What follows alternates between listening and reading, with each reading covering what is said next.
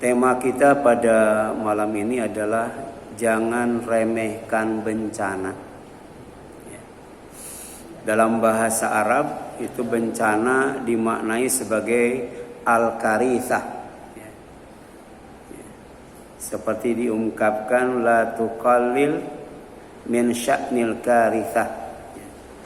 Jangan engkau remehkan bencana sekecil apapun. Jadi nggak boleh itu menganggap enteng bencana, nggak boleh menyepelekan bencana. Jangan remehkan bencana karena bencana datangnya mendadak. Tidak dapat diprediksi, tidak dapat diramal, tidak dapat dikira-kira secara tepat dan akurat, sekalipun menggunakan produk ilmu dan teknologi manusia yang sampai sekarang dianggap canggih. Jadi ilmu dan teknologi yang canggih sekalipun tidak akan bisa memprediksi bencana secara tepat dan akurat. Di mana terjadinya, kapan terjadinya, apa dampaknya. Itu tidak ada yang tahu itu. Hanya Allah saja yang tahu. Baik bencana yang kecil, bencana yang biasa, ataupun bencana yang luar biasa yang disebut kiamat, hancurnya alam semesta. Qul katakan oleh Muhammad, kata Allah, innama ilmuha, sesungguhnya ilmu tentang bencana itu, termasuk ilmu tentang kiamat, inda Rabbi, itu pengetahuannya itu ada pada Tuhanku. Jadi hanya Allah yang tahu. Setelah Cianjur mana, setelah Garut mana. Jadi Allah tahu kapan, di mana, dan apa bentuk bencananya. Kemudian la yujalliha liwaqtiha illahu, katanya. Tidak ada seorang pun yang dapat menjelaskan waktu terjadinya selain Dia, Allah Subhanahu wa taala. Nanti tolong dicek ya, surat Al-A'raf surat 7 ayat 187. Surat Al-A'raf. Firman Allah Subhanahu wa taala, fa akhadhathum baghtatan wa hum la yash'urun, maka kami timpakan bencana itu sebagai siksaan atas mereka dengan tiba-tiba tanpa mereka sadari.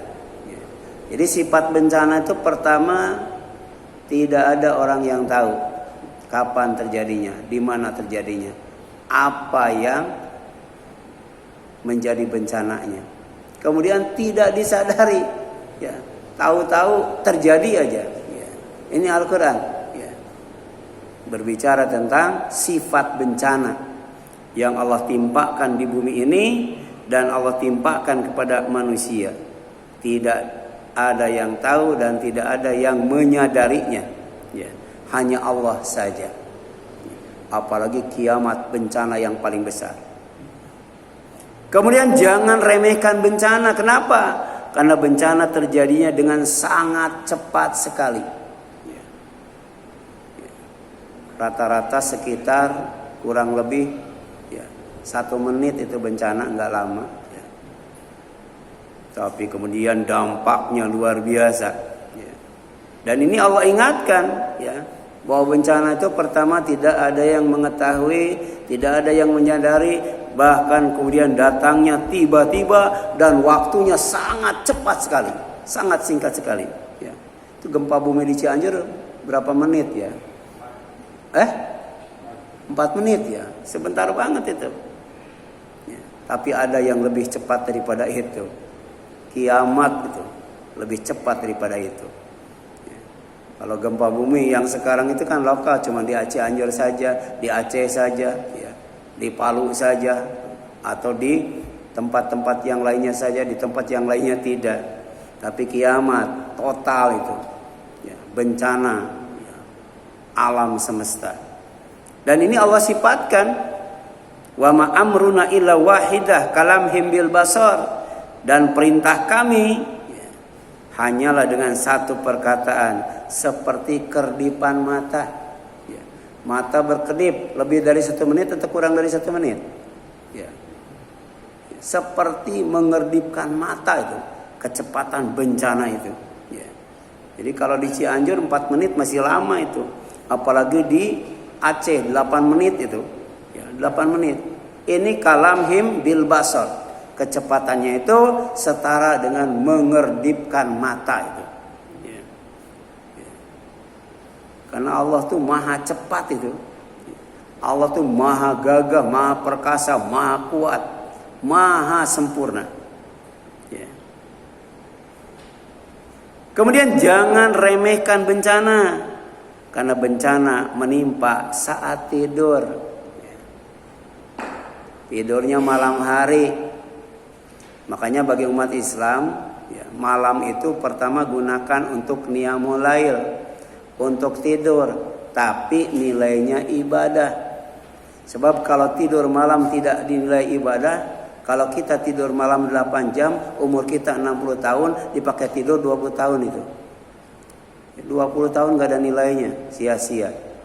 Tapi kalau tidur kita nilainya nilai ibadah, insya Allah.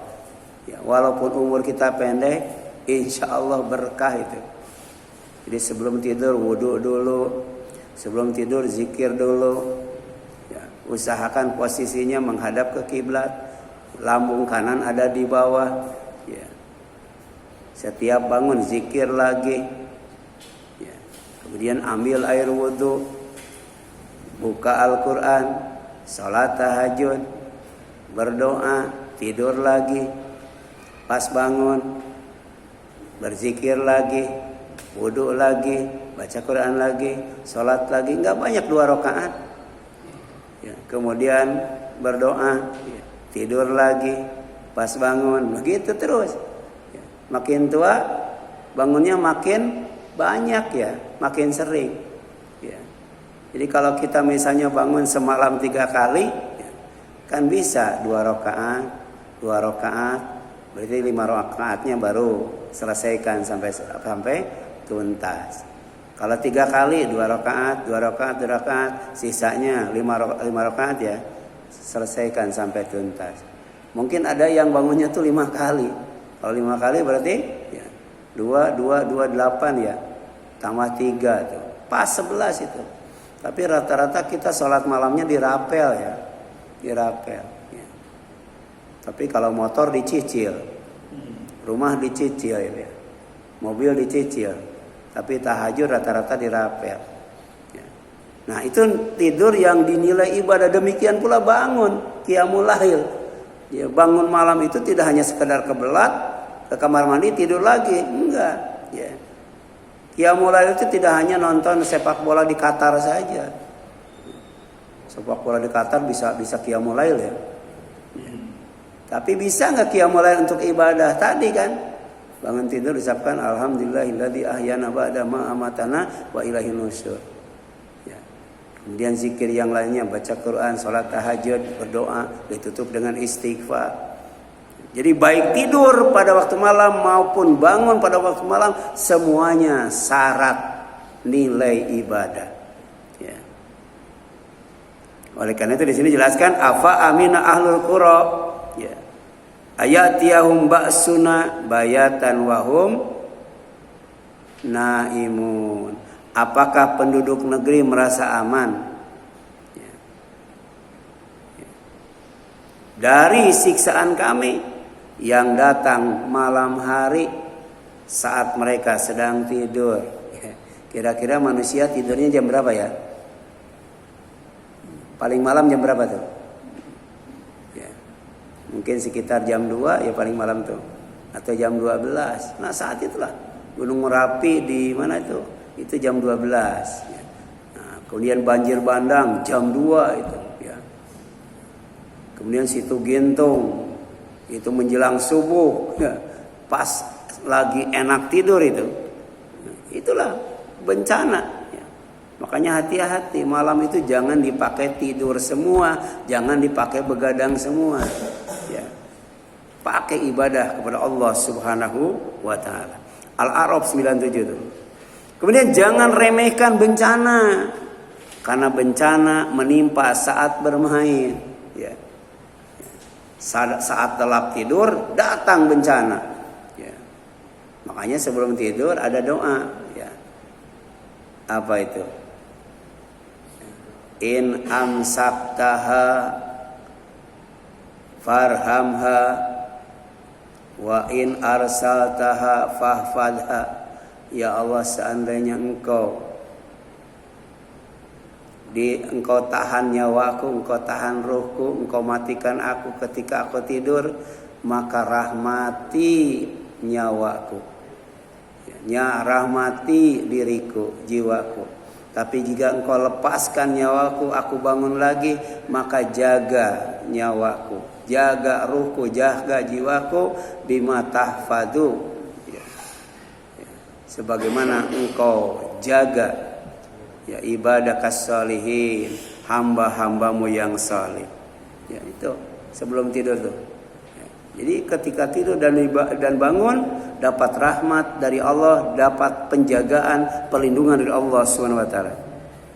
Ya, tapi bisa jadi bencana itu datang saat sedang asyik bermain, ya. Dan ini Allah ingatkan, ya, dalam surat Al-A'raf ayat ke-97-nya. Ya. Awa amina ahlul qura ayatiyahum ba'suna duha wa hum yal'abun. Atau apakah penduduk negeri itu merasa aman dari siksaan kami berupa bencana yang datang pada pagi hari, pada waktu duha itu, ketika mereka sedang bermain. Ya. Itu zaman SBY itu. Satu hari setelah Natal, tanggal 26, ya, jam 9 waktu duha itu, tsunami di Aceh itu, ya, dengan ketinggian, ya, setinggi pohon kelapa itu, ya, dan kekuatan yang sangat dahsyat, bisa melemparkan kapal laut yang besar sekali ke tengah kota itu. Ya, dahsyat banget tuh, sampai ke tengah kota itu kapal lautnya itu. Semua rumah yang ada di sekitar masjid rata itu jadi tanah. Itu dengan air. Kalau di Sukabumi dengan tanah rata jadi jadi tanah. Ya, kalau di Aceh dengan air rata juga, ya, rata dengan tanah. Hanya masjid, ya, yang tidak tersentuh. Karena di sampingnya itu ada saksi hidup. Ya, dia bukan orang Islam. Jualan dekat masjid, ya, tidak pernah sholat, bukan orang Islam, tapi ketika terjadi tsunami dia masuk ke dalam masjid, dia menyaksikan banyak orang-orang yang berpakaian putih, katanya seolah-olah ngomando kepada tsunami supaya jangan masuk airnya ke masjid, jangan sampai menyentuh dinding masjid, ya, kayak polisi lalu lintas, ya, berpakaian putih, ya. Kemudian selepas itu, ya, kemudian dia mengucapkan 2 kalimat syahadat, masuk ke Islam itu, menyaksikan. Semua orang tidak melihat, cuma dia melihat. Ya. Ada orang yang mengomando tsunami supaya airnya tidak masuk ke masjid dan tidak menyentuh masjid. Sementara rumah-rumah nggak tahu tuh berapa luas tuh, habis itu dilalap tsunami. Ya. Kapan? Waktu duha. Ya. Saat orang sedang asyik bermain di laut, karena itu hari libur. Sehari setelah Natal itu, ya. Gitu. Kemudian jangan remehkan bencana. Kenapa? Karena bencana dapat membinasakan, memusnahkan semuanya. Ya. Kalau di Cianjur, ya, ada yang meninggal, ada yang terkubur, ada yang terluka, ada yang rumahnya diratakan. Ya. Kemudian ada yang mobilnya, motornya dan sebagainya hilang. Ya. Tapi masih ada yang selamat. Dan kalau kita merujuk kepada surat Az-Zariyat ketika berbicara tentang bencana di zaman Nabi Lut, ternyata yang aman itu orang yang beriman. Kenapa? Karena Allah mengeluarkan dari tempat yang Allah akan timpakan bencana orang-orang yang beriman. Jadi orang yang beriman itu tidak kena bencana. Tapi ada yang selamat, kena bencana, tapi kemudian tidak sampai binasa. Siapa? Orang Islam. Jadi semua rumah di zaman Nabi Lut itu hancur itu. Ya. Manusianya mati, tapi ada satu rumah ya, yang tidak tersentuh bencana. Ya. Gaira baitin minal muslimin, satu rumah ya, yang pemiliknya orang Islam. Makanya kalau mau aman dari bencana, jaga iman. Kalau mau selamat dari bencana, jaga Islam. Kalau mau masuk surga, jaga takwa. Karena takwa itu uiddat lil muttaqin. Surga itu disediakan bagi orang yang bertakwa. Ya. Coba lihat, ya. Ketika Allah mengazab kaum Ad itu, ya, dengan angin yang sangat dingin, ya, yang berhembus 7 hari 8 malam itu kalau nggak salah, ya. Dalam surat Al-Haqqah itu. Sab'a layalin wa thamaniyata ayyam. 7 malam 8 hari. Angin dingin, angin kenceng, sampai kemudian mati bergelimpangan itu. Selesai itu Allah bertanya, fahal taro lahum min baqiyah. Adakah ya, di antara kalian, di antara kamu yang melihat ya, yang aman dan selamat dari bencana itu? Ada nggak orang yang disisakan? Nggak ada itu. Ya. Makanya jangan diremehkan. Ya. Bisa jadi semua manusia oleh Allah dibinasakan. Sebagaimana disebutkan ketika Allah menimpakan bencana kepada ya, kaum Nabi Salih itu. Ya. Fadamdama alaihim rabbuhum bidzambihim fasawwa. Karena itu Allah membinasakan mereka kaum Nabi Saleh karena dosanya, lalu diratakannya dengan tanah. Ya, tidak ada satu rumah yang selamat. Kalau di zaman Nabi Nabi Lut ada satu rumah. Di zaman Nabi Saleh semuanya habis. Ya, tidak disisakan. Fadamdama alaihim rabbuhum bidzambihim fasawwa. Itu surat Asy-Syams ayat 14. Apalagi kalau kita baca di dalam Al-Qur'an surat Fatir ayat 45, ya. Jangankan manusia, binatang melata pun tidak ada yang hidup dengan bencana yang Allah timpakan kepada manusia. Ya. Sekarang semut masih hidup ya. Coba di Cianjur semut masih hidup nggak? Kecoa, tikus, apa lagi? Ya. Masih hidup ya. Tapi nanti kalau bencana itu Allah tingkatkan karena manusia sombong, membangkang terus-terusan melakukan kemaksiatan dan perbuatan yang melampaui batas, Allah timpakan bencana yang tidak hanya membinasakan manusia, tapi membinasakan semua makhluk yang ada di tempat itu. Surat Fatir ayat berapa tadi? Ayat 45 itu. Ya. Walau yu'akhidullahu an-nas bima kasabu ma taraka ala dhahriha min dabbah. Dan sekiranya Allah menghukum manusia disebabkan apa yang telah mereka perbuat, yaitu dosa dan maksiat, niscaya dia tidak akan menyisakan satupun makhluk yang bergerak bernyawa di bumi ini. Ya. Ya, jadi kambing, kucing, kebo, ya, monyet, semuanya itu habis itu. Ya. Kalau sekarang kan, ya, binatang-binatang itu kan instingnya lebih peka daripada manusia. Kalau tahu mau ada bencana, dia migrasi, pindah dari tempat itu. Kalau manusia santai aja karena nggak tahu. Kenapa? Sudah tidak ada nabi lagi.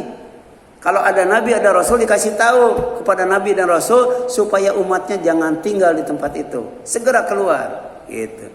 Sekarang nabi nggak ada. Sementara ustadz, kiai, ajengan, ulama, habib, tidak ada yang dikasih tahu sama Allah ya. Dulu rasul dikasih tahu, nabi dikasih tahu. Ya, gitu.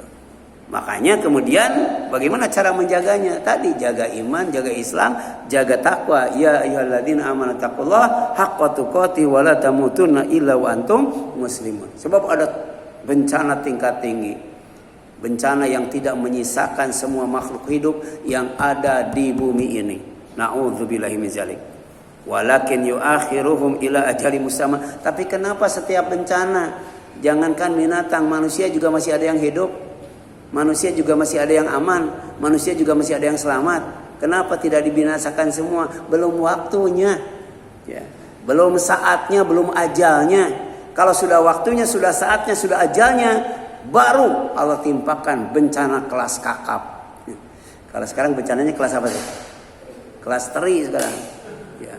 Kalau sudah bencana kelas kakap, nyaho tuh, ya. Nyaho itu baru. Ya. Nah, kemudian dalam Al-Quran dan Al-Hadis bencana memiliki beberapa makna. Jadi dalam hadis dan Al-Quran itu bencana disebut dengan beberapa istilah. Yang pertama, adzabun. Adzabun itu siksaan sebagai balasan atas perilaku manusia yang ingkar, yang kufur, yang zalim, yang munafik, yang musyrik, ya. Dalam bentuk hantaman yang sangat keras. Jadi hantaman yang sangat keras. Ya. Jadi kalau di Aceh dihantam dengan tsunami itu, yang bisa menghempas kapal laut yang demikian besar, bisa meratakan semua rumah yang ada di sekitar masjid. Itu hantaman yang sangat keras sekali. Tapi di Legetang itu, di Banjarnegara, dihantamnya itu dengan gunung itu. Jadi gunung setengahnya diangkat oleh malaikat. Kemudian ada satu desa langsung ditimpukin tuh, lagi enak-enak tidur. Kira-kira gimana ya? Coba bapak tidur, ditimpuk cobek aja ya. Buak gitu kalau pakai cobek. Gimana tuh nikmatnya tuh? Ini gunung itu satu dusun ya, satu duku, mungkin satu kampung ya. Itu semuanya dikubur hidup-hidup dengan cara dihantamkan setengah gunung yang ada di daerah Banjarnegara, ya. Jadi dikubur itu di bawah gunung, ya. Saking apanya? Ya, saking murkanya Allah. Karena di tempat itu terkenal dengan yang namanya LGBT. Jadi dari dulu LGBT sudah ada, bahkan sumbernya di zaman Nabi Lut, makanya disebut liwat. Liwat itu sodomi. Ya, karena terjadi di zaman Nabi Lut disebut liwat. Tempatnya Sodom dan Gomora disebut sodomi. Ya. Itu pernah terjadi di Italia Selatan itu. Ya. Allah letuskan yang namanya Gunung Merapi. Ya, bukan hanya wedus gembelnya saja, tapi lumpur panasnya juga, ya, sampai kemudian mengepung pelaku LGBT yang bernama Pompei. Dibungkus itu hidup-hidup dengan lumpur yang sangat panas sampai mengeras dan mengering. Ya, bertahun-tahun ya diselimuti itu. Dan kemudian ketika dibuka jasadnya utuh itu. Giginya masih utuh, kulitnya masih utuh. Hendak diperlihatkan kepada manusia, jangan sampai melakukan perilaku LGBT yang sekarang yang mempropagandakannya itu dua negara besar, Jerman dan Amerika itu. Ya, bayangkan kalau LGBT semua manusia melakukannya, 100 tahun manusia punah. Laki-laki kawin dengan laki-laki punya anak nggak tuh? Iya. Perempuan kawin dengan perempuan nggak bakal punya anak. Manusia kalau umurnya 100 tahun, bisa 100 tahun kemudian habis yang namanya manusia. Allah nggak membiarkan perilaku yang seperti itu. Ya, suatu saat kalau sudah ajalnya, Allah habisi itu yang melakukan perbuatan LGBT itu. Ya. Dan sekarang LGBT bukan hanya di kota saja, sampai di perkampungan, sampai ke Cianjur itu LGBT itu. Ya, itu namanya azab, berupa hantaman yang sangat keras sekali. Ya, bayangkan setelah kaum Nabi Lut itu dihujani batu dari tanah liat yang sangat keras dan panas serta membara, yang ada damanya ditujukan kepada orang yang melakukan perbuatan yang melampaui batas, yaitu laki-laki sama dengan senang sama laki-laki. Ya, menyenangi sesama jenis. Ya, setelah ditimpuk dengan hujan batu, kemudian diangkat itu. 2 kota tanahnya diangkat oleh malaikat Jibril ke tempat yang paling tinggi. Setelah itu kemudian dibalikan, tanah yang ada di atas jadi di bawah, yang di bawah jadi di atas. Dikubur di kedalaman yang paling dalam. Sampai sekarang belum ditemukan itu, ya. Di mana ya, kuburannya umat Nabi Lut alaihissalam, ya. Yang ingkar, yang maksiat dan melakukan perbuatan yang melampaui batas. Coba lihat Al-Qur'an surat 44 ya, surat Ad-Dukhan ayat 15 sampai 16 ya, bahwa bencana itu ya adalah azab ya, berupa balasan kepada orang yang berbuat dosa ya, dengan hantaman yang sangat keras. Inna kashiful azab qalilan innakum aidun ya. Sesungguhnya kami jika menimpakan bencana itu biasa-biasa saja ya. Sudah dianggap biasa, sudah diremehkan ya. Buktinya bencana-bencana maksiat-maksiat. Bencana-bencana terus saja orang tidak mau bertobat. Maka Allah timpakan azab yang sangat dahsyat. Yauma nabatishul batasyatal kubra inna muntakimun. Pada hari kami timpakan azab berupa hantaman yang sangat keras, hantaman yang sangat besar, karena kami adalah ya pemberi pembalasan ya. Jadi semuanya akan dibalas, tidak akan dibiarkan ya. Dosa maksiat apapun akan Allah balas, cuman masalahnya kapan. Ada ajalnya, ada saatnya ya. Yang kedua ya, bencana dalam Al-Quran dan Al-Hadis disebut sebagai fitnah. Fitnah itu kekacauan ya. Kemudian fasad itu kerusakan. Jadi cara Allah mengacaukan kehidupan manusia dan membuat kerusakan di tempat manusia tinggal itu dengan menimpakan bencana ya. Apa sebabnya? Sebabnya adalah karena sesama muslim, sesama mukmin, satu dengan yang lainnya tidak saling setia ya. Tidak saling setia ya. Dan tidak saling melindungi, tidak saling membantu. Umat Islam tidak mau bersatu. Umat Islam tidak mau bersaudara. Senangnya bermusuhan, berpecah belah. Beda ustadz ribut ya. Beda partai ribut. Beda faham ribut aja kerjanya ya. Pemilu berkali-kali kalah terus ya. Kenapa nggak bersatu ya. Makanya Allah timpakan fitnah, Allah timpakan fasad, Allah timpakan kekacauan, dan Allah timpakan kerusakan ya. Beda dengan orang kafir. Sesama kafir itu sangat solid itu, saling membantu, saling setia, kompak itu mereka itu ya. Coba lihat.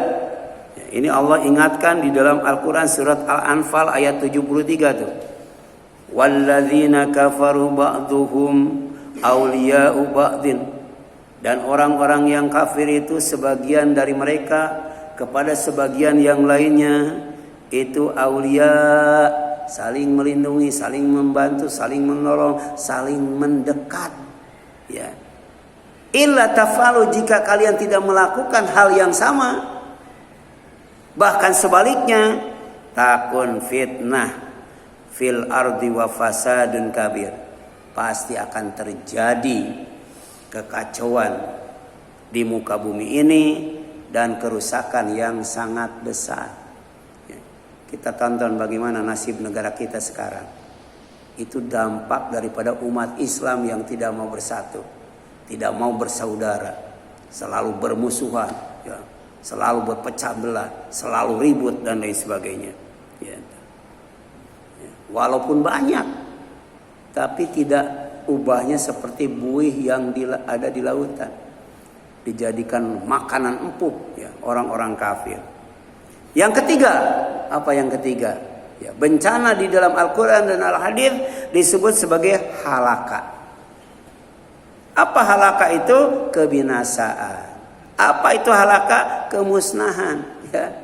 Jadi mau nunggu dimusnahkan oleh Allah, mau nunggu dibinasakan oleh Allah ya. Allah menimpakan bencana berulang-ulang itu supaya jangan sampai meremehkannya. Kemudian Allah menimpakan bencana yang lebih besar lagi, di mana tidak hanya ya manusia saja yang tidak aman dan tidak tidak aman dan tidak selamat, tapi juga termasuk ya makhluk hidup yang ada di muka bumi ini ya.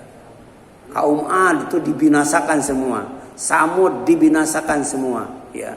Ashabul Aika, kaum Tuba al-mu'tafikat. Itu semuanya dibinasakan oleh Allah SWT. Apakah nunggu itu kita bertobat kepada Allah SWT atau memperbaiki diri? Ya.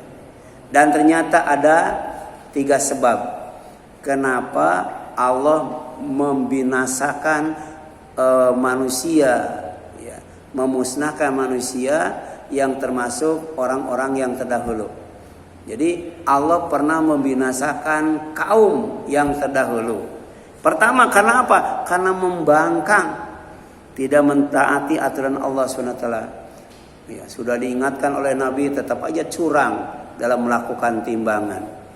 Sudah diingatkan oleh Nabi tetap saja mujizatnya malah dilecehkan. Sapi Nabi Solih itu disakiti kemudian disembelih. Allah murka. Ya. Karena itu mujizat yang datang di laut khusus untuk Nabi Soleh malah dilecehkan. Ya. Demikian Allah perintahkan nikah malah zina. Ya. Allah perintahkan nikah malah nikahnya dengan sesama jenis. Marahlah Allah. Ya. Aba. Ya. Jadi kedua karena sombong. Persis seperti iblis. Iblis itu punya 2 sifat. Aba wastakbaro. Tidak mau melaksanakan perintah Allah dan merasa dirinya paling baik. Ya. Berulang kali bencana ditimpakan tetap aja berbuat dosa dengan kesombongannya. Padahal Allah sudah ingatkan dan Allah sudah tegur berulang-ulang dengan berbagai macam bencana. Ya. Nah, seperti kisah Qarun. Ya. Kisah Qarun itu. Qarun itu dalam surat Al-Qasas surat 28 ayat 78 asalnya orang miskin. Ya. Rajin ibadah. Minta didoakan oleh Nabi Musa. Nabi Musa kan nabi, doanya mustajab, jadi orang kaya. Tapi setelah kaya dia sombong. Oh, dia jadi orang kaya bukan dikayakan oleh Allah karena ilmu yang ada padanya, ya. Qala innama utitu wa ala ilmin indi. Aku dikasih harta yang banyak itu karena ilmu yang ada padaku. Ya. Tidak percaya bahwa harta itu milik Allah. Tidak percaya bahwa harta itu pemberian Allah. Tidak percaya bahwa harta itu titipan Allah. Ketika diminta zakat, sedekah dan kemudian infak, dia nggak ngasih. Karena dia jadi orang kaya bukan karena Allah, bukan karena dikayakan Allah, karena dia pinter, dia berilmu. Ya. Maka kemudian Allah binasakan si Qarun dengan hartanya. Gitu.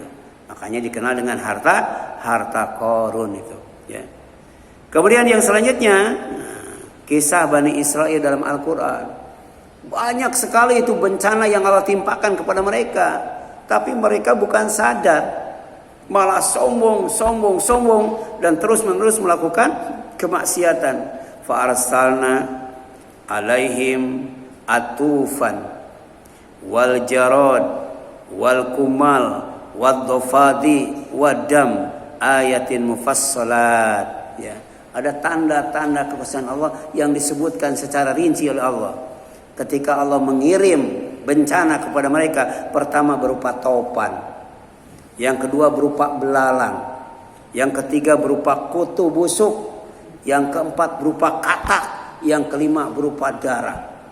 Jadi waktu itu semua air berubah jadi darah. Jangankan Bani Israel, Fir'aun yang ngaku Tuhan saja tidak bisa mengubah darah jadi air. Nggak bisa tuh. Padahal ngaku Tuhan, malah dia matinya dengan air. Ya. Tuhan mati dengan air. Ya.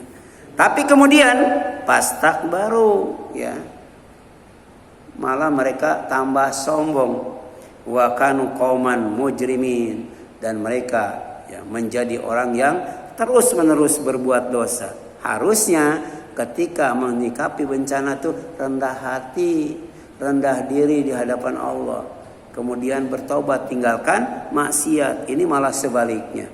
Makanya Allah timpakan terus. Selama ada dosa, selama ada maksiat, selama ada kekufuran, kefasikan, kemunafikan, kesyirikan, Allah terus berulang-ulang kali menimpakan bencana. Sampai menimpakan bencana yang paling dahsyat, yang membinasakan, memusnahkan semuanya. Na'udzubillah min dzalik. Yang ketiga, ya, manusia dibinasakan, dimusnahkan oleh Allah itu karena apa? Karena hukum hanya tajam ke bawah tapi tumpul ke atas. Ya. Jadi orang lemah dihukum, orang kuat kagak. Ya. Sekarang terjadi nggak tuh? Terjadi nggak? Terjadi. Ya. Jadi kalau yang kuat nggak dihukum, tapi kalau yang lemah dihukum. Kalau maling sebelum dimasukkan ke penjara digebukin dulu. Koruptor sebelum dimasukin penjara digebukin dulu nggak? Iya. Ya, ini mah udah ngambilnya dikit, digebukin dulu itu sampai babak belur. Tapi koruptor ngambilnya berapa itu? Ya. Enggak digebukin, dipakai jaket, senyum-senyum. Ya. Ada nggak maling yang ketangkap senyum-senyum? Enggak ya? Itu. Ini kan, kenapa? Karena masalah penegakan supremasi hukum. Hukum hanya tajam ke bawah, tapi tumpul ke atas. Dulu ada tuh dari Bani Makhzum, ada anak pejabat itu, seorang wanita mencuri, kemudian ditetapkan, ya hukumannya dipotong tangan. Tapi dia mendatangi sahabat yang bernama Usamah bin Zaid. Ya, dia minta supaya mendatangi Rasul. Ya, jadi Usamah disuruh menghadap Rasul, minta agar ya hukuman potong tangan untuk wanita yang itu dibatalkan. Tapi Rasul kemudian marah, ya marah itu. Sebab ini ketetapan Allah. Kalau mau melobi jangan ke Rasul, melobinya sama Allah, ya. Maka kemudian setelah itu, ya Rasul SAW mengingatkan dengan sabdanya, innama uhlikal ladzina min qablikum annahum kanu idza saraqa fihim asyarib taraku. Sesungguhnya penyebab orang-orang sebelum kalian dibinasakan oleh Allah hanya karena mereka kalau ada orang mulia, ya, orang kuat, ya, mencuri itu dibiarkan, tidak diapa-apain. Ya. Kemudian yang selanjutnya, ya, di sini jelaskan, ya, wa idza saraqa fihim adzaif, tapi kalau yang nyurinya orang miskin, orang lemah, rakyat biasa, aqamu alaihil had, maka baru itu hukum diterapkan. Dipotong tangan itu. Kalau orang mulia enggak dibiarkan aja. Padahal kalau korupsi dan mencuri dipotong tangan, kira-kira beda nggak motongnya tuh? Beda nggak? Kalau nyuri ayam dipotongnya sampai di mana? Ya, kalau nyuri sampai miliaran dipotongnya sampai mana itu? Ya, ini malah nggak dipotong, nggak dihukum. Wa aymallah katanya. Ya, lau anna Fatimata binta Muhammad sarakat laqata'tu yadaha. Demi Allah kata Rasulullah, seandainya Fatimah putri Muhammad mencuri, pasti aku potong tangannya. Jadi Rasulnya bapaknya langsung yang akan potong. Ini malah minta kepada yang lain supaya jangan dipotong tangannya. Inilah yang menyebabkan bencana yang sangat dahsyat, ya. Tapi kemudian wanita itu bertobat setelah dipotong tangannya, ya. Jadi hukum Islam itu tidak tumpul ke atas, tetap mau atas mau bawah. Kalau mencuri dipotong tangannya, termasuk wanita itu, ya, akhirnya dieksekusi, tangannya dipotong. Tapi kemudian dia sadar, ya, dia sadar kemudian bertobat, ya, ya. Dengan pelaksanaan penegakan hukum itu tadi. Ini hadisnya riwayat Muslim nomor 3196, ya. Silakan, ada yang ingin ditanyakan sampai sini? Ada?